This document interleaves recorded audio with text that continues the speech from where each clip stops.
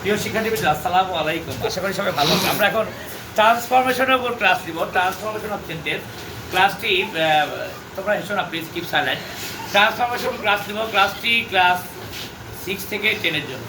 Transformation of sentence আজকে করবো affirmative বাক্যকে আমরা কীভাবে নেগেটিভ বাক্যে পরিণত করতে পারি। আর একটু ক্লোজে নাও, তাহলে বুঝতে সুবিধা হবে। অ্যাফার্মেটিভ, দেখো আমি দেখেছি অ্যাফার্মেটিভ টু নেগেটিভ, মানে হাবোধক বা নাবোধক বাক্যকে আমরা কীভাবে হাবোধক বাক্য কীভাবে আমরা নাবোধকে পরিণত করতে পারি। কয়েকটা রুলস আছে। রুল 1 প্রথমেই শুরু করলাম, একটু মনোযোগ দাও খুবই শিক্ষার্থীরা। রুল 1 বলছে অ্যাফার্মেটিভ বাক্যে যদি অনলি থাকে, ফলো আপ করো, তাহলে নেগেটিভ করতে গেলে সেই অনলিকে বাদ দিয়ে অনলির পরিবর্তে নিতে হবে নান বাট অথবা নাথিং বাট, যে কোনো একটা নিতে পারো। কখন নিব?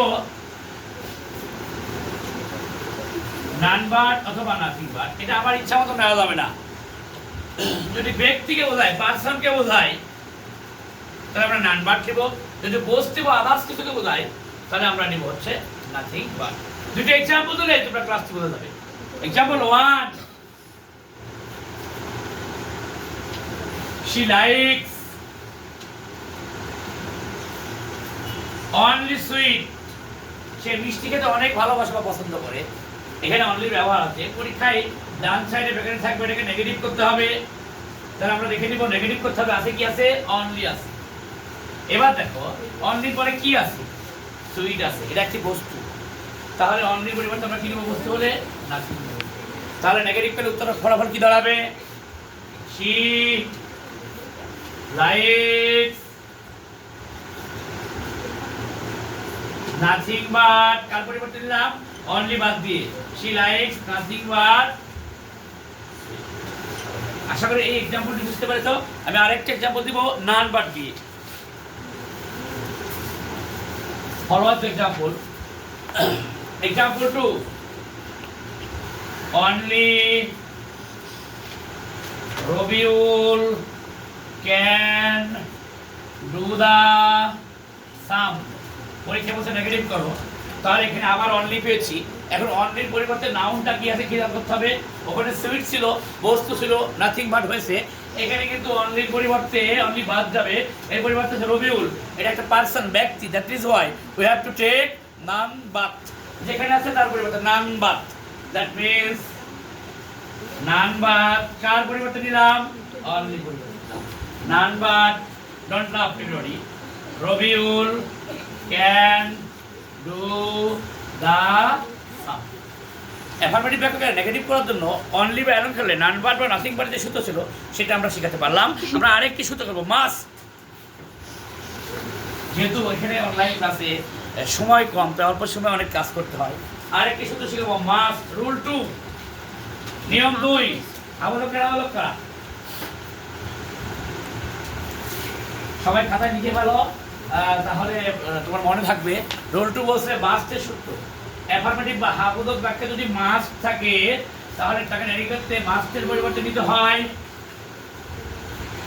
ক্যানট বাট অথবা নড়া নয়, ঠিকঠাক জায়গায় রাখ ক্যামেরাটা, ক্যানট হেল্প।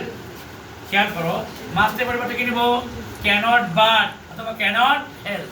দেখো ক্যান নট, এটাকে আলাদা করে না রেখে একসাথে লিখতে হবে, ক্যানট অথবা কান।